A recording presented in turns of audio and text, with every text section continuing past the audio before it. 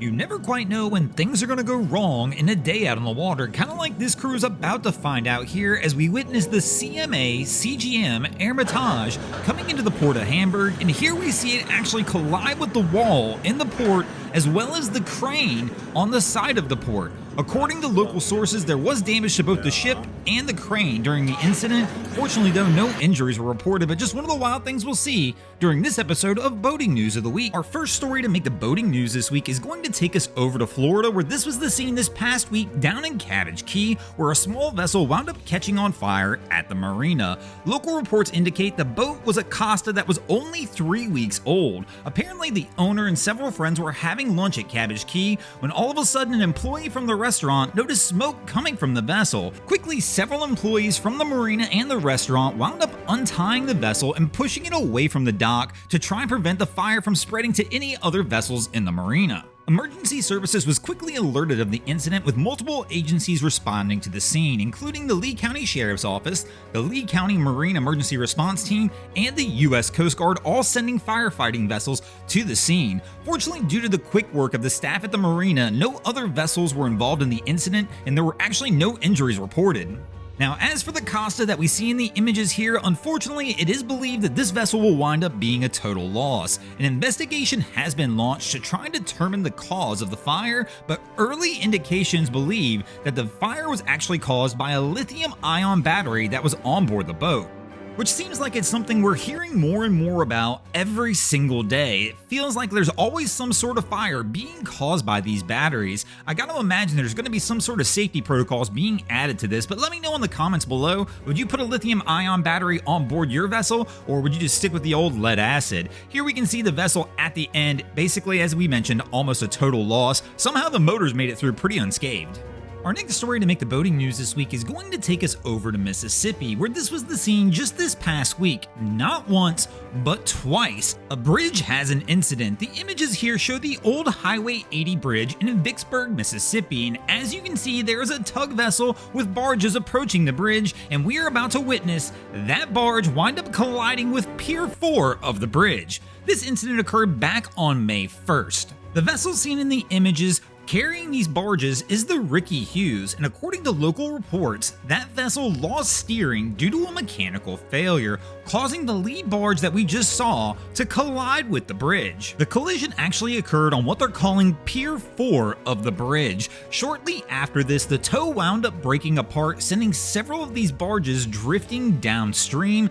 The vessel wound up trying to go into reverse to pull back off the bridge, but again, everything happens so slow when you have a massive tow of this size that they could not get the vessel stopped. The crew wound up having to continue downriver without steering until assistance could be brought in to try and get the tug vessel under control. Now, fortunately in this situation, there were no major injuries reported. The bridge itself was immediately closed following the collision until an inspection could be performed. Now, fortunately with this one, the inspection was performed, and even though the collision looked pretty severe, there was no major damage seen by the inspectors, allowing them to actually reopen the bridge later that same day. Now, if this isn't bad enough, what happens next is even wilder, as 4 days later, on May 5th, we're going to see another barge collide with the exact same pier on this bridge. The vessel seen in the images here is the Myra Eckstein, and here you can see the violent collision with the pier with the lead barge. Initial reports indicate that the tow lost 5 barges after the impact on this, with 3 of them floating downstream and 1 actually sinking in the river due to the damage caused from the impact. The lead barge appears to take the brunt of the damage, and I'm assuming that is the one that wound up sinking. One of the broke-free barges actually does wind up colliding with pier number 5 as well on the bridge. Now, fortunately in this situation, none of the loose barges actually made contact with the Interstate 20 section of the bridge at Vicksburg, and the report indicates that there was no injuries reported during the collision. The Coast Guard has since arrived on the scene and began an investigation to try and determine what actually caused the incident, and they're also doing an assessment of the bridge to try and determine the full amount of damage. Unfortunately in this situation this time, all rail traffic has currently been halted on the old Highway 80 bridge until bridge crews can investigate all the damage that is done to the piers. What's really odd when you really truly investigate these images is obviously there is cargo traffic going up and down this river. It's very strange to see a bridge like this with no dolphin system around it to offer any sort of protection from collision. I have to imagine after seeing both these incidents go back to back that that's going to be rethought, and possibly during the opening of this bridge, dolphins may be installed in front of the piers. Our next story to make the boating news this week is going to take us down to Brazil, where this was the scene just this past week, when two ferries that were traveling toward Carraro Constantino, approximately 88 miles south of Manaus, Brazil, wound up colliding in the Amazon River, as seen in the images here. The incident occurred in a busy confluence of the Amazon River near the Negro and Somalis River. Footage recorded by passengers on board showed the moments of impact and vehicles shifting and colliding into each other after the collision occurred, with several car alarms going off after the incident as well. Fortunately, during this situation, no human injuries were reported during the incident, only minor damage to the vessels and the vehicles, and both vessels were eventually able to continue under their own power underway.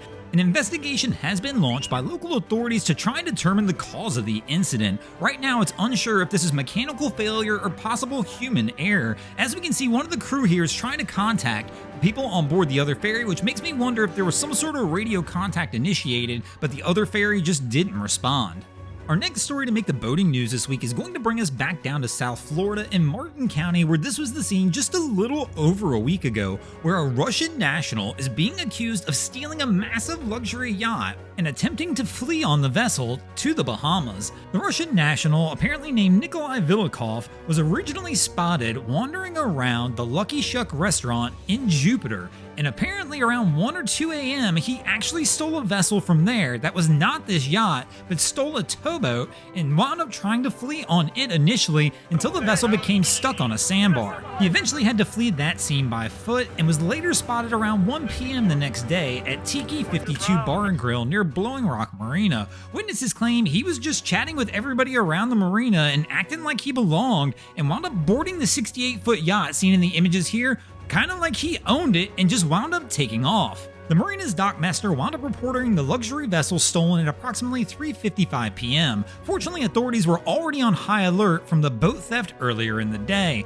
but crews were at a massive disadvantage. I mean, we're talking about a 3-story, 68-foot yacht, and most of the marine officers were in much smaller vessels as seen here. Eventually, in the end, they had to work together to go and pin the yacht into the mangroves. After the yacht was pinned, SWAT used tear gas inside the yacht to go ahead and have the Russian national come out, and then crews were able to board the vessel and put him into custody. Upon being interviewed after the incident, Vilikov surrendered to the authorities and was taken into custody. He actually told the investigators the reason he didn't stop was he spoke very little English, but unfortunately these crews were not buying that excuse. Thanks for watching, crew. I hope you enjoyed this episode of Boating News of the Week.